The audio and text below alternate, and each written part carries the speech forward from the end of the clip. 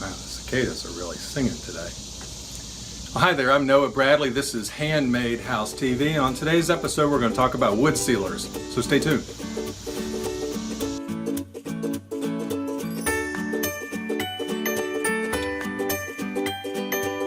Well, once again, thank you for tuning in here to Handmade House TV.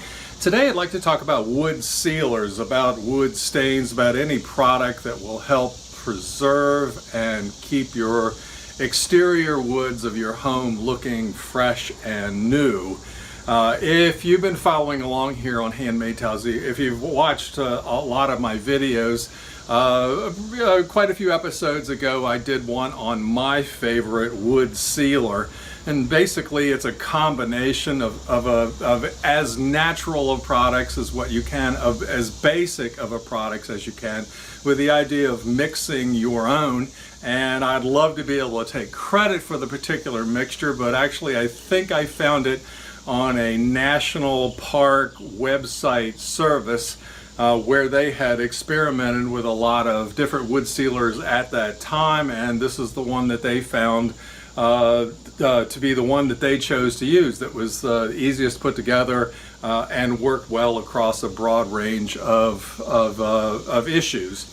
And basically it's a combination of a wood thinner, of a paint thinner, and a little bit of oil mixed in there, and a little bit of beeswax as well. And the paint thinner was mainly to dilute the mix so that it wouldn't be just a tarry, gummy surface that you would be applying to your wood. It would allow the oil to penetrate the surface, and then the oil, which could be a variety of things, anything from linseed oil to tung oil, would be more or less the preservative that would go into the pores of the wood and make it more waterproof and less prone to deterioration outside. And then the beeswax was one final little ingredient that would allow it to be more waterproof. As you know, if you wax your car, the water beads up and runs right off. So the three together were a bang product. There's no doubt about it. And you don't have to use beeswax. Matter of fact, I often don't. I use a kind of a candle canning type wax. But again, I would recommend that you go to that video to watch exactly how I do it, the steps that I do, and the mixtures that I do.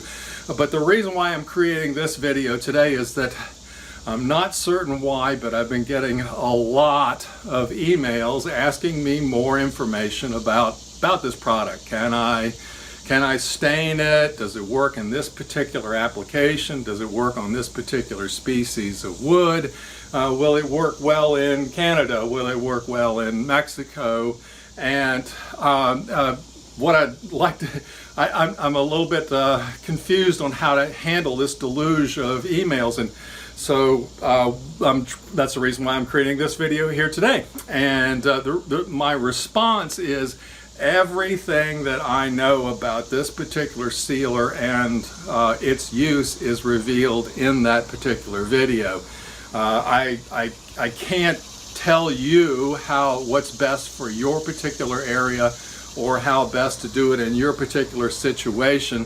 There are far too many variables, and I can't be responsible for even giving you my best guess on how you might use the particular product, or whether it goes well with other products or whatever else. My recommendation is that the product has worked well for me. I have no idea how to stain it, or whether or not you need to use it on yours, or if it will mesh with other stains or sealers that you might have used in the past. It's a wonderful product, and I highly recommend it. One thing before we go, I'd like to comment on, and that is that for the most part, for the vast amount of log cabins, timber frames, wood structures that I've built throughout my career, I've not used any sealer at all. I don't like any sealer. And I recommend to everyone that they possibly not use them at all. I'm standing in front of the one of the log walls of the little log cabin that composes part of my home, and these logs are well over 150 years old, 200 years old. they've never had a sealer applied to them at all. And I and all the previous owners chose to let the woods age and cure naturally. The color that they are, the texture they are, is the wood they are and how nature has revealed to them. The reason why they've endured for such a long period of time is that wood will endure for a long time as long as it is allowed to dry out. And the only way to properly do a log cabin so that the logs will naturally dry out is the traditional method, where there's a chink gap between the logs, and that the chinking is applied properly so that the water drains off of the logs. There's no need to go with a water sealer, and so not only do I choose to let wood age naturally, and also I use it in such a way that it doesn't need a sealer. But one of the motivating reasons for me behind doing this is that wood sealers are like an opiate, and that is that they're very expensive to purchase. Once you get started on them, you need to continually use them. It's not a one-time application and you walk away. You have a maintenance issue. You have a build-up over time of it that eventually is going to need to be removed and the process started over again. And also, it is like an opiate. It is a toxic material that it's not good for the environment. Read the labels on these products that are generated today. The reason why the chemical formulas are constantly changing is, I suppose, part of that might be an improvement, but very likely, as the folks that apply insecticides on foundations for me tell me, is that it doesn't take long before the government realizes that it's not a healthy product that they're using, and so they change the formula, and then a few years later it's discovered once again that cancer is caused or it's harmful for the environment. So my recommendation is, first of all, whatever structure you do, try to get to the point that you love natural aging process of wood. If you're trying to put a sealer on it, it means one of two things. It means either it was built improperly, or you're trying to maintain a fresh new look in an environment that doesn't want it to be fresh and new, that wants it to age to blend into the environment outside. And so either way, you're fighting a cause that's going to require a lot of your money and a lot of your effort.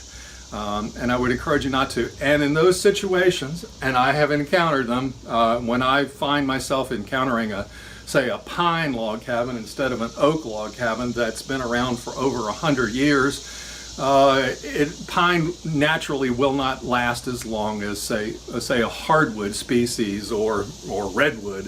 So it's going to need a little bit of extra care as it ages, as time goes by, in order to stretch out its lifetime span as well. And on those particular situations is where I choose to use my particular mixture. It works well for me, and I hope that if you're considering the product and you have questions about it, the solution to choosing whether or not you want to use this product is pick a sample area and apply it and see how it works out for you. If it works out well for you, I highly recommend it. And if it doesn't, then you probably want to go with plan B. Okay, well, thank you so much for tuning in here. I look forward to next week.